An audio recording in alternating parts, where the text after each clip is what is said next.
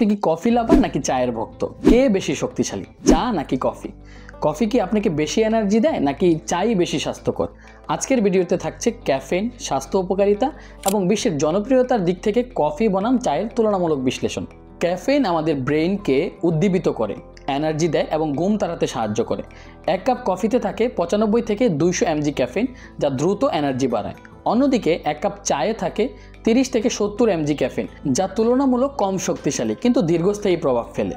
Coffee শরীরে বেশি দ্রুত ক্যাফেইন সরবরাহ করে, তাই তাৎক্ষণিক এনার্জির জন্য কফি ভালো। তবে চায়ের ক্যাফেইন আস্তে আস্তে কাজ করে, ফলে দীর্ঘ সময় সতেজ থাকতে সাহায্য করে। স্বাস্থ্য উপকারিতার কথা যদি চিন্তা করি, কফি মেটাবলিজম বাড়ায় এবং ফ্যাট বার্ন করতে সাহায্য করে, ডায়াবেটিসের ঝুঁকি কমায়, ব্রেনের কার্যকারিতা উন্নত করে এবং ডিপ্রেশন কমায়। অন্যদিকে চা অ্যান্টিঅক্সিডেন্ট ভরপুর, যা হার্টের জন্য ভালো, ইমিউনিটি বুস্ট করে ও স্ট্রেস কমায়, গ্যাস্ট্রিক বা অ্যাসিডিটি কমায় এবং হজম শক্তি বাড়ায়। গ্রিন টি মেটাবলিজম বাড়িয়ে ওজন কমাতে সাহায্য করে। কফি দ্রুত এনার্জি দিলেও বেশি খেলে অতিরিক্ত উত্তেজনা ও ইনসোমিনিয়া হতে পারে। অন্যদিকে চা তুলনামূলক স্নিগ্ধ ও সুস্থ উপায়ে শরীরকে রিফ্রেশ করে।